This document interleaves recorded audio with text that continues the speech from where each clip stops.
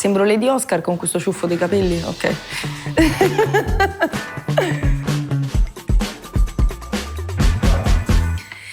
Ciao ragazzi e benvenuti a Pure Stories. Io sono Lola e oggi andremo a scoprire come il funk, la tradizione napoletana, il pop si fondono per creare un sound. Incontriamo un cuore caldo e una testa lucida, che è quella di Davide, dei Furià. Vai Davide, entra.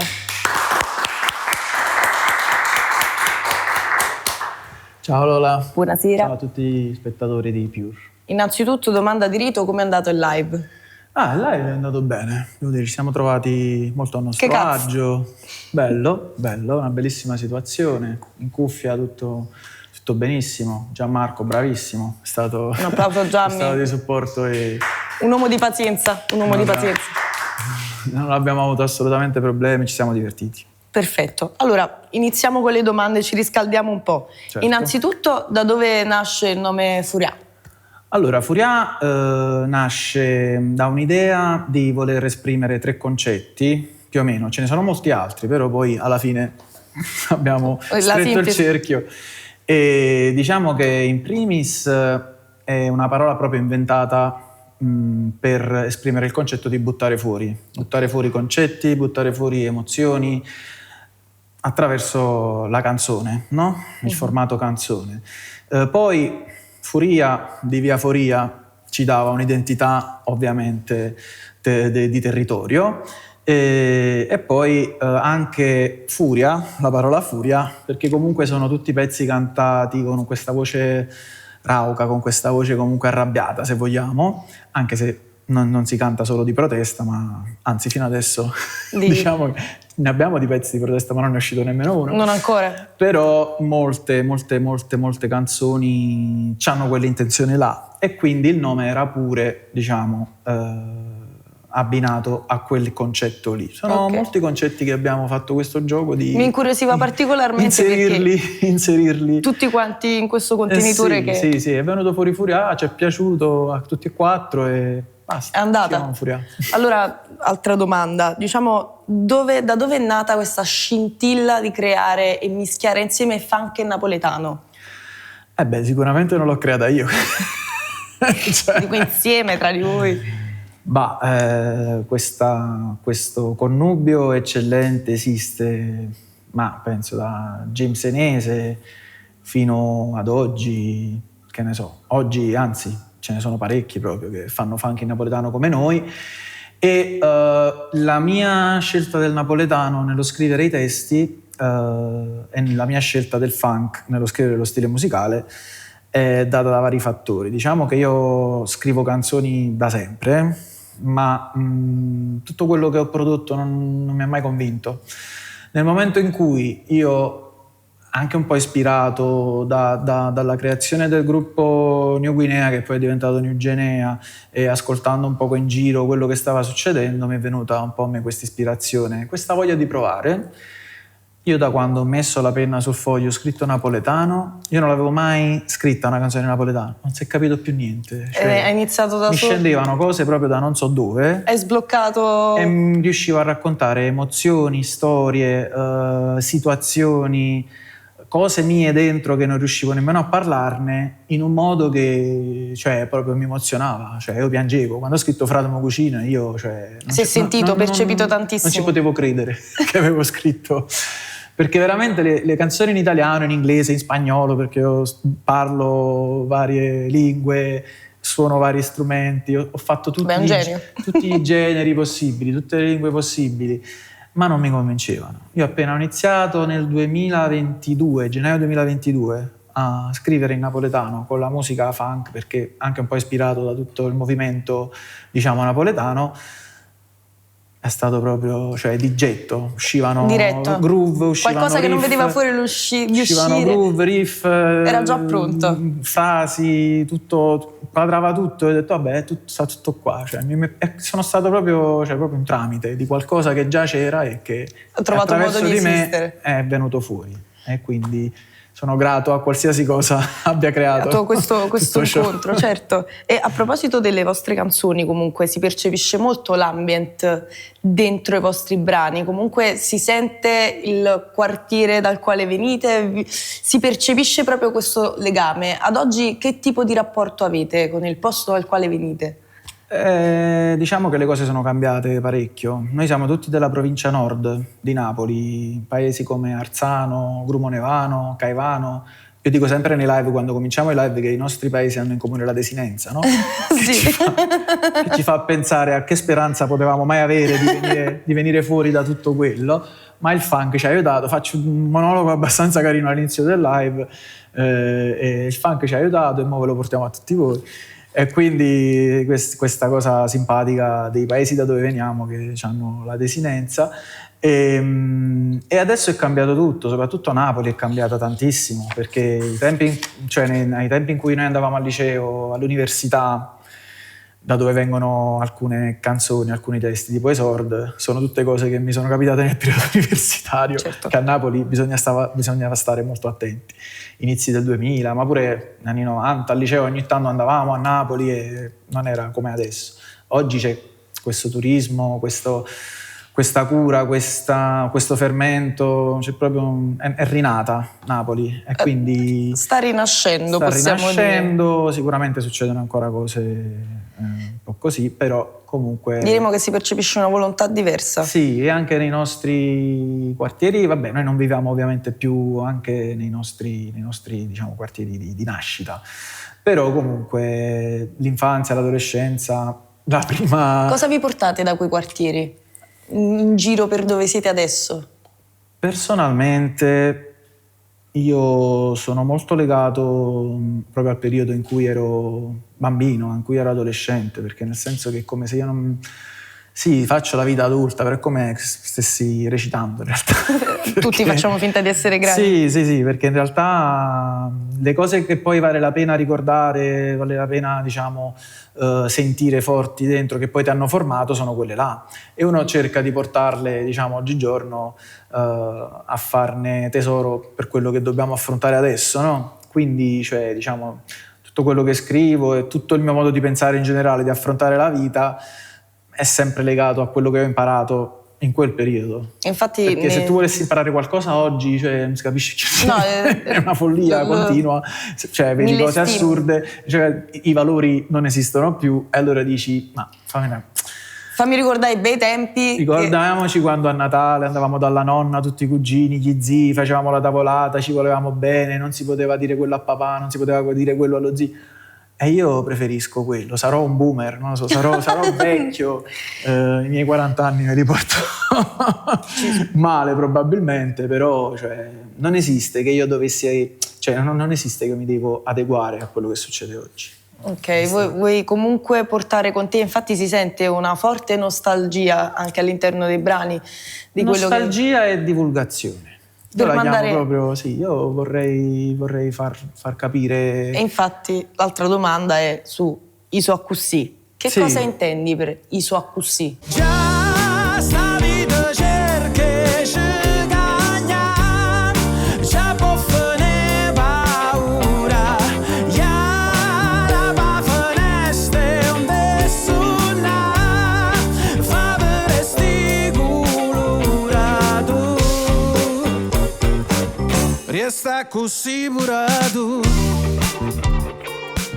Allora, so così, vabbè, è un poco un essere ribelle che ho sempre, diciamo, un po' anarchico, molto anarchico, percepibile, anarchico. Diremo.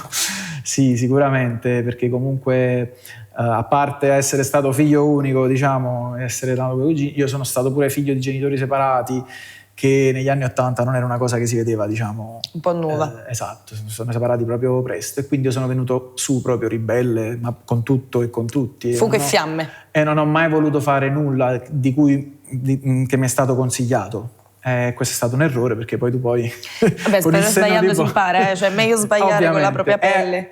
Eccolo, sbagliando si impara, e lì poi è il punto anche di so così, no? Perché se tu cambi perché qualcosa ti è successo a te in prima persona, tu hai imparato e sai come affrontare quello. Se tu devi cambiare, non devi andare più là perché qualcuno ti ha detto, perché hai sentito, perché il telegiornale, o perché hai visto su Instagram, o perché il dottore non di sarà turno mai la ti ha stessa detto, cosa. ti perdi un'occasione, ok? E quindi ti perdi un'occasione di imparare, ti perdi un'occasione di andare là e vedere, ma può essere pure che ti fai male, ti bruci parecchio, muori, che ne so, però almeno, però almeno hai visto impari tu, sulla tua capito? pelle. Poi siamo tutti sotto cielo, come si dice. Cioè, stiamo quindi tutti sotto cielo, certo. Però io sono sempre per provarci, perché poi è come ho imparato poi alla fine. Quindi diremo che questo che stai raccontando può essere anche un consiglio per chi magari cerca e tende ad uniformarsi troppo alla massa e non pensa con la sua testa. Più che altro chi evita per paura. È una cosa che io... Fortissimissimo messaggio. E io non promuovo mai l'agire secondo la paura. Perché cioè, ogni volta che parlo con qualcuno che vedo che ha paura e non fa le cose per paura, cerco sempre di no, non è così, però ovviamente le persone non cambiano a meno che non vogliono. A meno che non si bruciano loro stessi. Poi devono avere prima comunque riconoscere il loro problema e poi cambiano. È comunque un bellissimo messaggio. Procedere invece di evitare. Io faccio parte di quella generazione un po' timorosa dell'agire, perché il giudizio, siamo sempre tutti sotto l'occhio di bue, alla fine poi devi fare, perché la gente avrà sempre... Io consiglio sempre il film di Jim Carrey, dove c'è Jim Carrey, Yes Man, quello là che giustamente non fa niente per paura e poi dice vabbè, da oggi dico sì a tutto. E gli succedono le cose più belle, ovviamente. Certo, è perché uno quando o la va o la spacca, però almeno spaccala, ecco, diremo. Le avventure, noi siamo venuti a questo mondo e ci siamo, diciamo, evoluti solo con le avventure, perché se rimanevamo nella capanna... Ecco, la domanda per proprio rassicurare magari chi non ha ancora il coraggio di agire: hai mai pagato il prezzo di essere a così? Moltissime volte, c'è un episodio... lo continuo a pagare. Vabbè, lo paga chiunque vuole rimanere crudo e reale. È normale, comunque, soprattutto non aver ascoltato dei consigli che magari mi potevano portare prima a fare delle cose che comunque ho fatto dopo, però ho perso degli anni importanti. Qualche treno, però. Quindi sicuramente non ascoltare da un certo punto è buono, perché tu impari dai tuoi errori, però magari qualche volta fatte lucchi, è meglio se riconosci il consiglio illuminante, magari certe cose devi coglierla la palla al balzo, le fai prima. Ovviamente stiamo parlando di 50 e 50, quindi vabbè, uno deve anche un po' ponderare, c'è bisogno di un po' di furbizia anche sotto questo punto di vista. Però le cose poi accadono, certo. Anche se a me sono successi magari più tardi, però poi... Io sono dell'idea che se certe cose sono destinate ad essere, saranno inequivocabilmente, quindi prima accadono o poi quando ti devono succedere. È tutta una questione di tempi, conseguenze combacianti, insomma, diremo che la vita è quella cosa che succede nel mentre. Vorrei entrare con te un po' più nell'animo, ecco, emotivo dei tuoi brani, come ad esempio Fratomo Cucina, che anche quello molto sentito, e si percepisce proprio l'affetto e anche un po' quella spezia adolescenziale che caratterizza gli episodi di vita in cui ti senti vivo davvero. Con Fratomo Cucina e quattro amati tornavamo come in coppa strade marcellì, con niente in da sac, a stente sorte da benzina, rarevamo con matto e scema senza un motivo. Ecco, quanto Davide adolescente non è c'è facile ancora? parlarne per me, ovviamente. Sempre se te la senti, ovviamente. Sì, no, certo, però io potrei dire semplicemente che quei momenti mi hanno salvato la vita, perché comunque la mia infanzia è stata molto, molto pesante, quindi grazie a quei momenti io sono riuscito ad andare avanti. Ti sei fortificato. Io volevo solo quello, mi ricordo che da piccolo andavo a casa di mio padre, fammi andare con i cugini, se mio padre diceva no per qualsiasi momento, era la fine, mi crollava il mondo addosso. Pure con mia mamma, uguale, perché loro volevano stare con me, ok, però io volevo stare con i cugini. Certo, tu volevi fare le tue cose. Voglio dire. E quindi le feste di compleanno, tutte le cose. Io invidiavo a morte i miei cugini perché avevano i fratelli, dormivano nella stessa stanza e io stavo sempre da solo. Quindi... Tu sentivi comunque il peso di essere figlio unico? Sì, figlio unico in quella situazione dove comunque tutto era... i miei genitori non si parlavano... Era molto pesante, io dovevo portare i messaggi di tutti i tipi, capito? Di mio padre, mia madre, mia madre. Quindi adesso è tutto risolto, voglio rassicurare anche mio padre e mia madre che comunque stanno sempre a chiedermi cose. Io ho analizzato, ho perdonato, ho fatto un processo lungo e quindi io sono in buonissimi rapporti con loro. Però ovviamente loro erano molto giovani e non si rendevano conto di quello che giustamente stava accadendo a me. E questi rapporti con i miei cugini erano la luce, era la luce. E quindi io quando penso a queste cose, penso a quel bambino poverino che stava con questi grandi problemi, c'aveva quel lato là di quando andava a giocare con i cugini, quando stava con i cugini, che il salvagente del cuore praticamente. Si sentiva vivo, esatto. E poi il fatto di Mergellina, il ritornello, io a 16 anni, cioè è più dell'adolescenza, ovviamente quello là non di quando eravamo bambini. C'era un cugino mio che è un cugino molto speciale. Un po' birbantello. Un po' più i miei zaviri. Ok. Io c'avevo la parte della famiglia di mio padre che erano tutti, invece la famiglia di mio padre, e poi la famiglia di mia madre erano proprio dove ho imparato di più. Lì si impara sempre di più. E io stavo lì, cioè lui mi veniva a prendere col motorino all'insaputa di tutti. Si andava a fare malesseri su Mergellina, certo. Ce ne andavamo a Mergellina, cioè fino a tardi. Una volta mia mamma chiamò la polizia pure, insomma. Certe cose anche mio fratello, tranquillo, cioè alla fine queste cose per esempio caratterizzano molto chi vive a Napoli e lasciano... E tu puoi immaginare con la paura in corpo a 16 anni di stare col mio cugino di 17 anni, dietro col motorino tutto scassato a Napoli, in mezzo alle macchine. Chissà che cosa succederà. Chissà che cosa succederà, che poi andavamo semplicemente là, ci pigliamo Montarallo alla rotonda e ce ne tornavamo a casa. Però io stare su quel motorino senza sapere che cosa succedeva e dove stavo andando, per me era proprio una bella carica. Mi sentivo enorme. Ovviamente anche per il discorso che facevi prima, secondo te questo tipo di legami ad oggi sono ancora possibili o si è rotto qualcosa proprio nella creazione dei rapporti? La famiglia è cambiata, io credo che la famiglia sia molto cambiata, poi si possono trovare le eccezioni ovviamente. Però per la maggior parte io credo che non esistano più queste cose, prima di tutto perché esistono i smartphone, esistono i computer, esiste internet è una società che si è creata lì virtuale che non ti fa più scocciare, non ti fa più vedere dove devi sbattere la testa per non annoiarti, perché ce l'hai tutto là. E quindi là c'hai gli amici, là c'hai tutto, quindi puoi stare pure in camera tua e per addio, sempre addio. Quindi queste cose si sono ovviamente un po' perse. Si sono ridotte parecchio. Ogni tanto conosco amici, diciamo, che hanno figli già grandi, adolescenti, che sicuramente, che ne so, fanno cose insieme, escono sicuramente. Però anche l'uscire oggi è cambiato, cioè è tutto strano. Io non ci entro più di tanto perché io sono uno che cerca sempre di capire tutto, però è proprio difficile. Rispetto, ma non condivido, più o meno una roba del genere. Sì, rispetto, se capissi a fondo magari condivido pure, però non capisco. Ecco, se potessimo dare un messaggio a questa generazione cercando di trasmettere il valore che hai tu, quale messaggio sarebbe?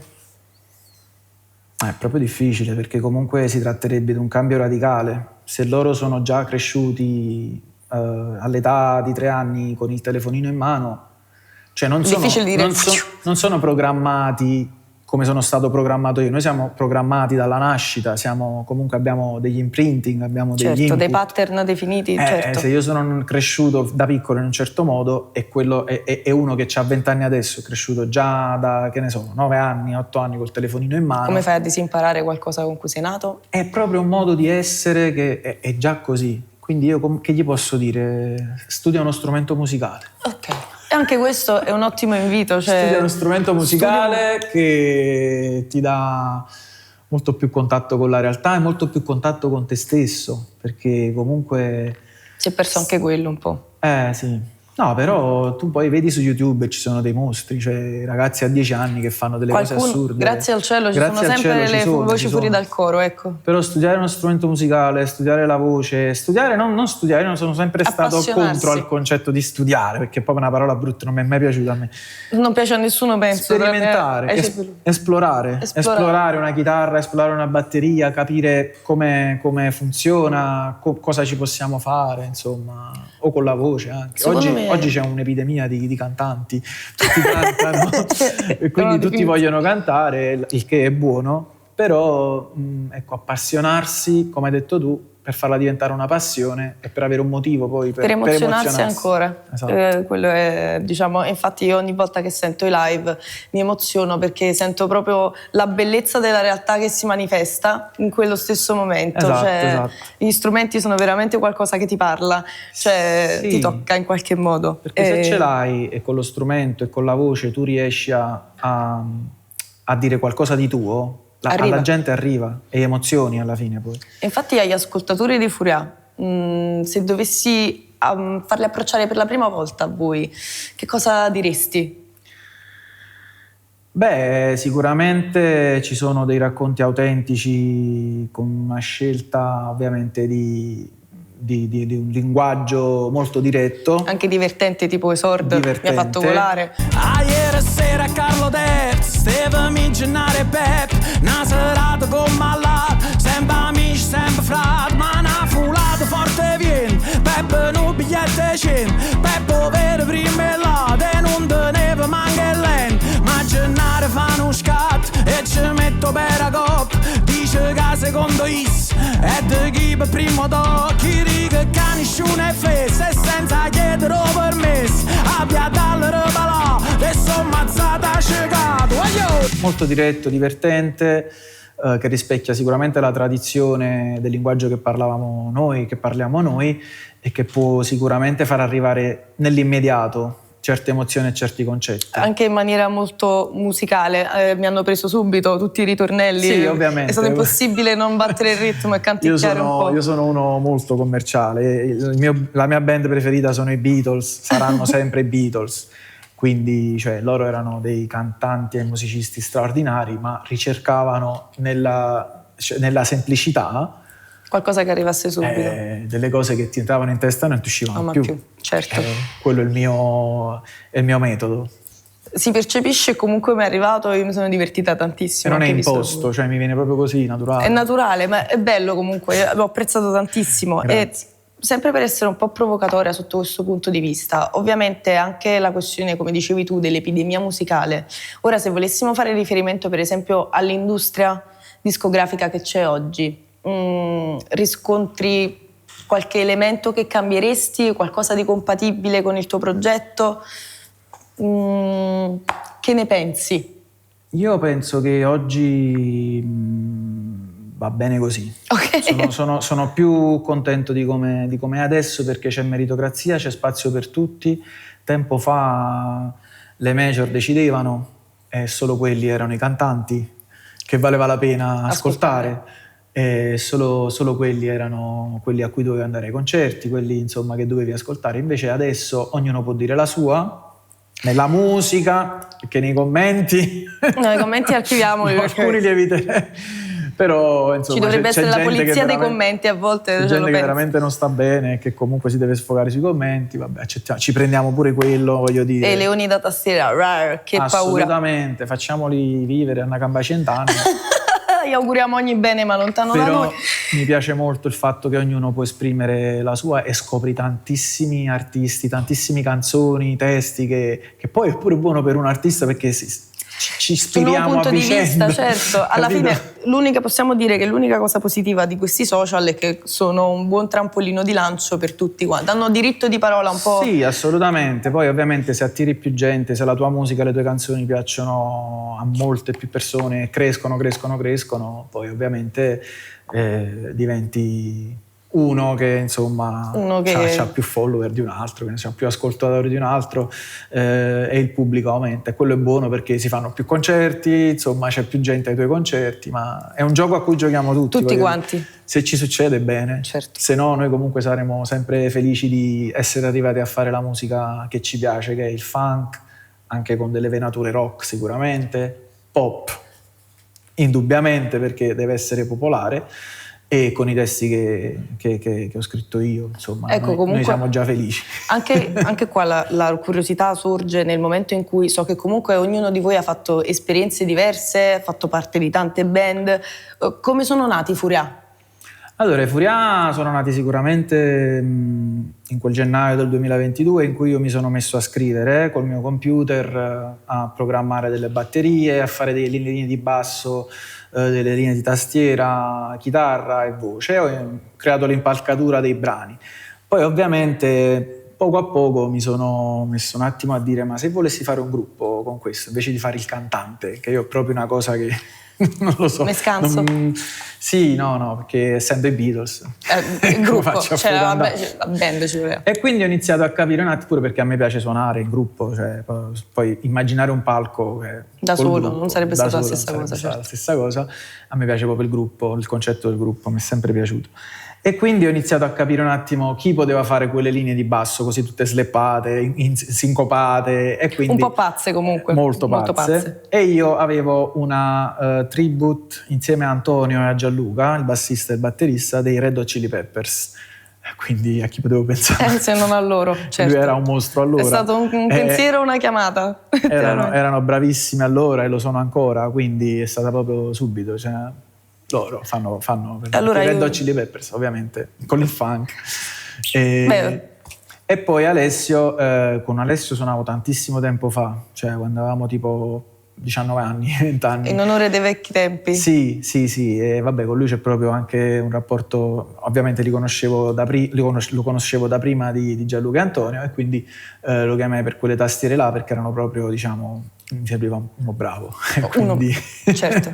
e quindi ho creato Furia. Ultima domanda, giusto per sapere i fatti vostri. Quali sono i vostri progetti futuri, imminenti? Dunque, noi abbiamo fatto uscire questi 3 singoli e adesso a gennaio andiamo in studio per registrare altri brani che usciranno. Quelli là provocatori che dicevi prima, protestanti. Ce ne sono 2, 2 di 3, 2 su 3, vabbè, forse ne registriamo 4. Così fate 3 su 4. Probabilmente. Ah, Sì. mi piace. Ce n'è, Bello e uno, forte. ce n'è uno molto spensierato, molto... piccolo spoiler, una canzone d'amore. Guarda, non però so, ma me lo sentivo raccontata liscio. sempre nel modo divertente e rocambolesco. Se è raccontata come Sord la voglio sentire in anteprima perché mi ha fatto troppo ridere, ti dico la verità. Siamo lì. E le altre 3, diciamo, un po' più che ti fanno riflettere. Allora bisogna rimanere aggiornati perché in tempi brevi usciranno. Sì. Allora Davide, noi ti ringraziamo, ti salutiamo Grazie tantissimo mille. e grazie per essere stato a Pure. Grazie a te, grazie a tutti quanti. Ciao. Ciao.